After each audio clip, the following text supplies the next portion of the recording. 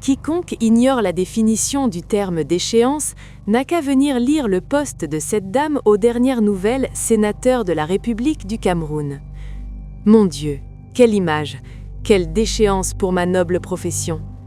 La violation de la loi organisant la profession d'avocat en divers articles, j'y reviendrai, ne peut avoir enfanté que de tels avatars. L'hymne du Cameroun initial annonçait « Peu à peu tu sors de ta sauvagerie ». Depuis quelque temps, nous y retournons à grands pas, puisque certains soi-disant bien placés se sont affranchis de toutes les règles et responsabilités. Le noble corps des avocats qui devrait servir de digue a depuis cédé à l'attrait des ors de la République, abandonnant sa digne et impérieuse mission au sein de la société. La nature ayant horreur du vide, des personnes telles cette Madame Pouené s'y engouffrent. À quel prix? Infinie tristesse.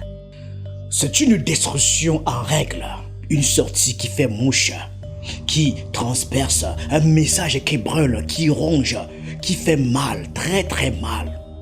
Quelle déchéance pour ma noble profession, s'exclame l'avocate, la voix qui gronde comme un tonnerre.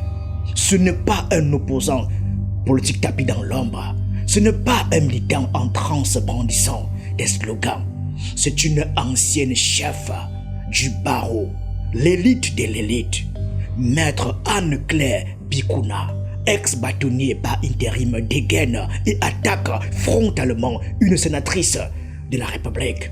La cible, Françoise Pouené, sénatrice RDPC, intouchable par aujourd'hui. L'objet du scandale, une offre d'aide pour décrocher ce Graal maudit, le parrainage au concours du barreau. Simple geste de solidarité, murmurent certains, ou intrusion politique toxique dans une profession blindée de règles d'acier.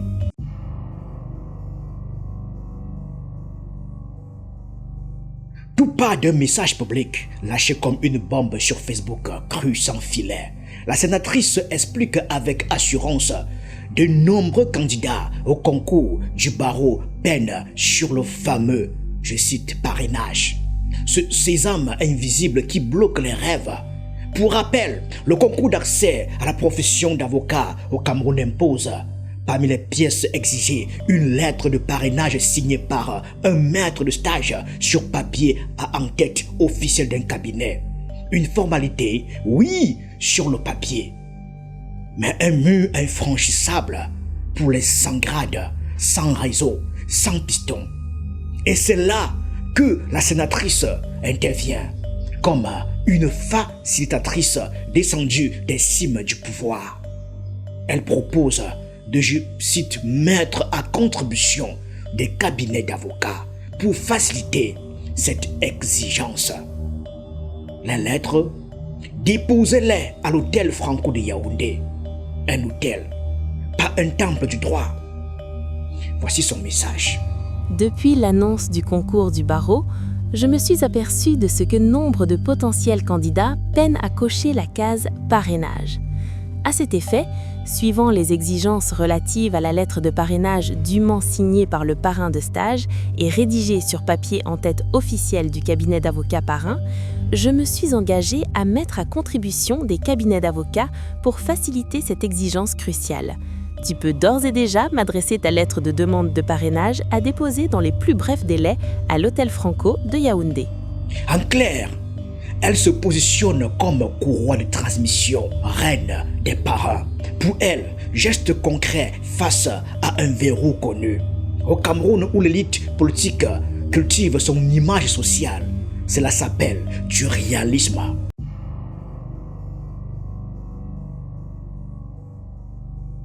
Maître Anne-Claire Bikouna, avocate émérite ex-bâtonnier par intérim du barreau du Cameroun, n'a pas attendu longtemps pour réagir à l'annonce de la sénatrice. Sa réponse publiée sur les réseaux sociaux, peu après le message de Françoise Pouené, est un véritable réquisitoire, tranchant, chargé d'une indignation professionnelle profonde.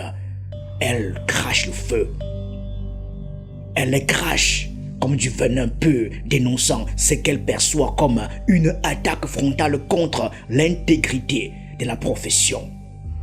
Quelle déchéance Pour ma noble profession, s'exclame-t-elle d'entrée, un cri qui résonne comme une gifle collective adressée à tous les avocats du pays. Pour elle, cette initiative n'est pas anodine. C'est une violation flagrante de la loi organisant la profession d'avocat, une atteinte directe à l'image du corps des avocats et un retour à une forme de, je cite, sauvagerie institutionnelle. Le ton est grave, presque funèbre, comme si elle dressait l'oraison d'une profession en péril. Maître Bikouna accuse indirectement une instrumentalisation politique. Les ordres du pouvoir qui s'infiltrent, qui corrompent et qui rongent les piliers même de la justice. On écoute encore son extrait.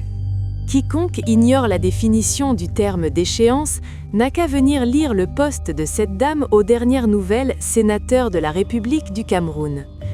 Mon Dieu, quelle image, quelle déchéance pour ma noble profession. La violation de la loi organisant la profession d'avocat en divers articles, j'y reviendrai, ne peut avoir enfanté que de tels avatars.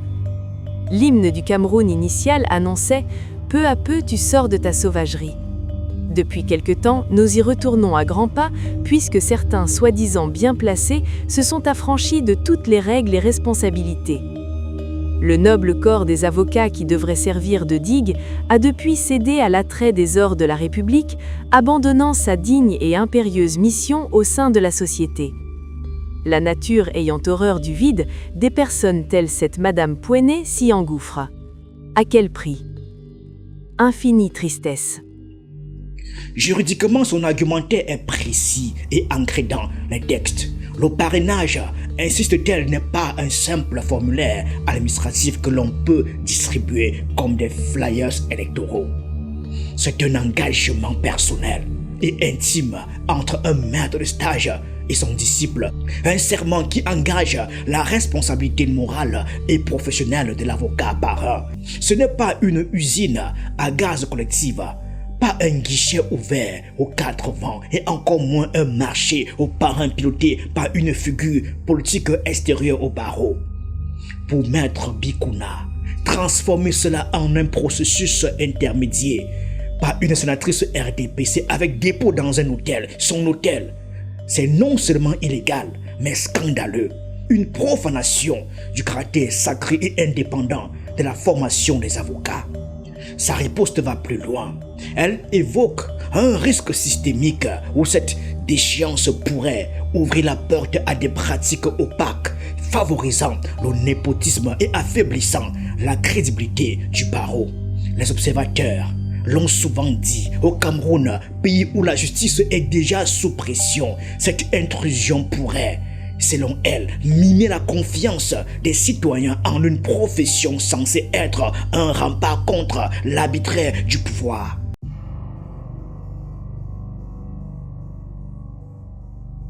Pour bien comprendre la controverse ici, il faut plonger au cœur du cadre légal qui régit la profession d'avocat au Cameroun. Un ensemble de règles forgées comme un bunker d'acier conçu pour préserver l'indépendance et l'intégrité de ce métier essentiel à la démocratie. La loi numéro 90/059 du 19 novembre 90 qui organise la profession pose les bases d'un système autonome. Le barreau se gère lui-même, loin des influences extérieures, avec des principes intangibles comme l'indépendance farouche des avocats, l'autonomie de l'ordre professionnel et une responsabilité disciplinaire stricte. Un faux pas, et c'est la sanction possible. Radiation, suspension, l'exil professionnel. Au centre du débat, le parrainage. Ce n'est pas un simple papier administratif, un vulgaire tampon bureaucratique, non. C'est un pacte sacré qui engage l'honneur, la peau et le serment du maître de stage. L'article 9 alinéa 2G de la loi précise que pour s'inscrire au stage d'avocat, le candidat doit fournir une lettre de parrainage émanant d'un avocat exerçant depuis au moins 5 ans ou d'un associé qualifié dans une société civile professionnelle.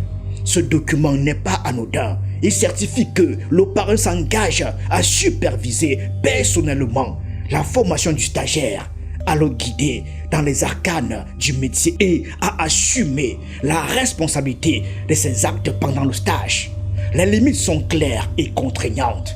Un avocat individuel ne peut parrainer plus de 3 stagiaires simultanément, tandis qu'une société est limitée à 6. Cela vise à garantir une formation de qualité, individualisée, sans dilution dans une masse anonyme. Or, la loi ne prévoit aucune disposition pour un intermédiaire extérieur, encore moins une autorité politique comme une sénatrice qui jouerait ici le rôle de facilitatrice ou de courroie de transmission. Pas de guichet collectif, pas de dépôt en hôtel profane, pas de mécanisme d'entremise. Le silence de la loi sur ce point est assourdissant. Le parrainage doit rester un acte authentique, personnel, exempt de toute influence externe qui pourrait le transformer en outil de favoritisme. Et c'est ici que l'Ordre national des avocats du Cameroun entre en scène avec force et fracas. Le 23 février 2026, le barreau publie un communiqué officiel signé par le bâtonnier en exercice pour recadrer fermement cette, je cite, dérive relative à la lettre de parrainage. Le texte est clair et sans ambiguïté. Il rappelle que le parrainage est un mécanisme professionnel individuel régi exclusivement par les règles ordinales et qu'aucune intervention extérieure ne saurait se substituer. Le communiqué met en garde contre toute tentative de collectivisation ou d'intermédiation qui pourrait porter atteinte à l'indépendance de la profession et exposer les avocats impliqués à des sanctions disciplinaires. Il invite même les membres du barreau à la vigilance, soulignant que de telles initiatives risquent d'essuyer l'image collective des avocats et d'alimenter des suspicions de politisation.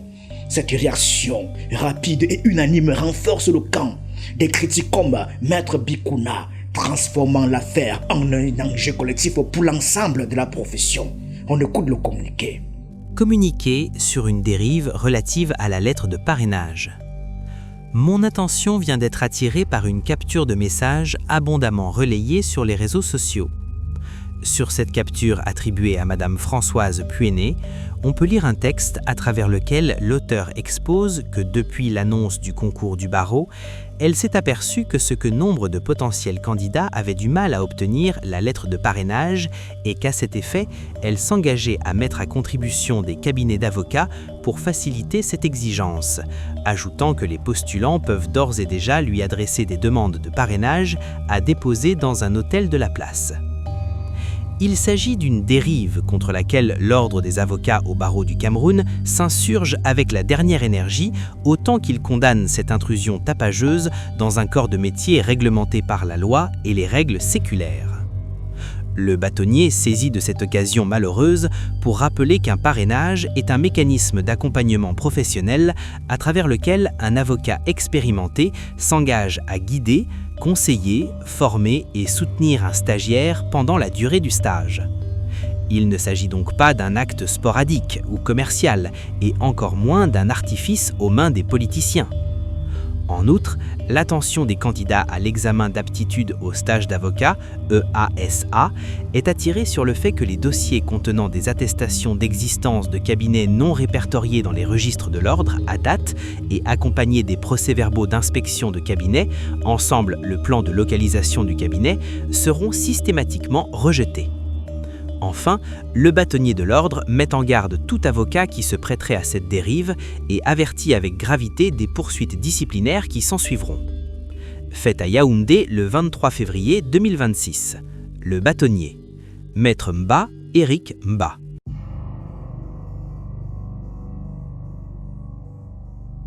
Deux lectures s'affrontent dans cette arène explosive.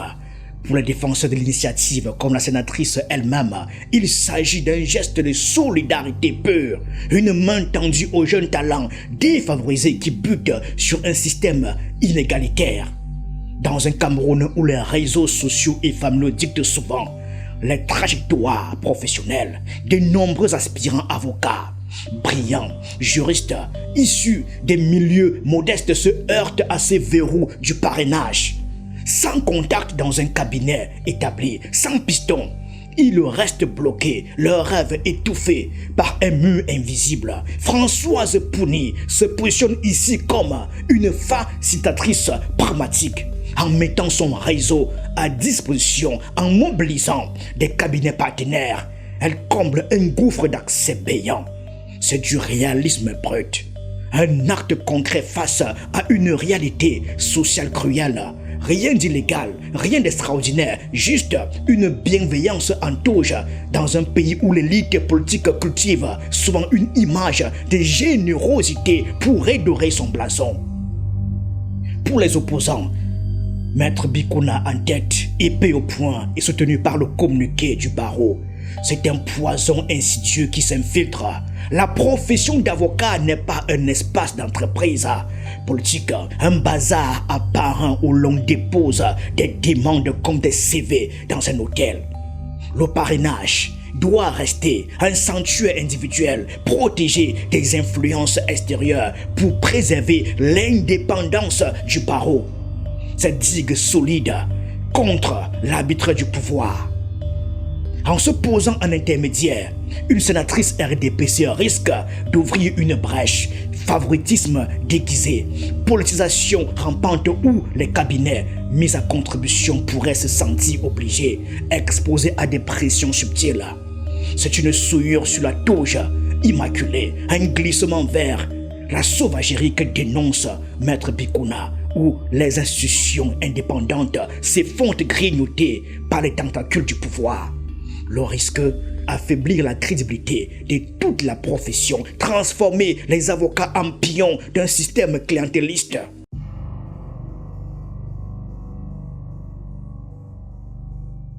Ne l'oublions pas, cette affaire s'inscrit dans un contexte plus large, chargé de tensions et de suspicions. Françoise Pouni n'est pas une anonyme, elle est sénatrice du Rassemblement démocratique du peuple camerounais, le RDPC, le parti au pouvoir depuis plus de 4 décennies déjà. Une machine tentaculaire, omniprésente dans tous les rouages de l'État. Au Cameroun, les institutions, justice, administration, ordre professionnel sont régulièrement accusées de porosité politique, de perméabilité aux influences du régime. Alors, ce geste prend une dimension symbolique démesurée, presque volcanique. Un parrainage facilité via un hôtel lié à une sénatrice. Ça pue le favoritisme à plein nez, le piston présidentiel qui s'insinue dans les recoins les plus sacrés. Même si l'intention initiale est un simple élan de solidarité, une bonne action pavée de bonnes intentions. La symbolique explose. Elle irradie, elle forge les récits. Dans un climat national enfumé par les scandales de corruption et d'ingérence, où les jeunes talents crient à l'inégalité des chances, cette initiative hurle. Ingérence ou générosité, le RDPC, souvent pointé pour son emprise sur les sphères professionnelles, se retrouve une fois de plus sous les projecteurs. Et le concours du barreau 2026, dont les épreuves d'aptitude au stage sont fixées au 18 et 19 avril 2026 à Yaoundé, arrêté du ministre de la Justice du 12 février 2026, devient le terrain de cette bataille symbolique, un examen censé être méritocratique, mais gangréné par des débats sur l'accès équitable. Le Cameroun jugera, mais les faits posent déjà la question: qui gagne vraiment dans ce jeu des influences?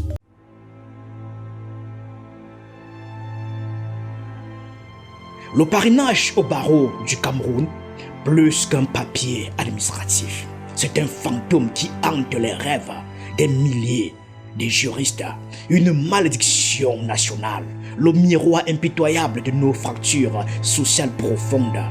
Dans ce Cameroun des talents étouffés, il n'est pas un simple filtre méritocratique, c'est un verrou élitiste forgé pour perpétuer les castes et bloquer les outsiders. Chaque année, des brillants diplômés, fils de rien, butent sur ce mur, trouvent un parrain ou crèvent dans l'ombre. Un maître de stage ne signe pas à la légère. C'est son honneur, sa garantie morale sur l'élève, un engagement qu'il expose personnellement. Mais la réalité hurle. Sans réseau familial, sans piston professionnel, sans oncle influent au RDPC ou ailleurs, c'est mission impossible. Pourquoi ce rite archaïque persiste-t-il encore? Parce qu'il protège. En théorie, le barreau, digue sacrée contre l'arbitraire, ne veut pas d'avocats formés à la va-vite, dilués dans une masse sans supervision réelle. La loi l'encadre pour garantir une formation de qualité. Mais regardez le paradoxe infernal. Il exclut les méritants issus des milieux modestes, favorise les bien-nés avec leur connexion prête à l'emploi et ouvre la porte au contournement opaque, comme cette initiative d'une sénatrice qui propose de mettre à contribution des cabinets. Solidarité ou népotisme déguisé. Ce clash n'est pas anodin. C'est un signal d'alarme strident où le parrainage mute vers plus d'équité, une plateforme transparente gérée par le barreau lui-même, accessible à tous sans intermédiaire, où il continuera de pourrir de l'intérieur, minant la profession qui nous défend tous. Un pays comme le Cameroun où la sauvagerie guette, comme l'écrit Maître Bikouna, ces rituels doivent évoluer ou nous engloutir dans un système clientéliste où le mérite n'est qu'un luxe pour naïfs. Françoise Pouni, alias Maminyanga, brise le tabou en facilitant. Maître Bikouna hurle à la déchéance et le communiqué du barreau recadre.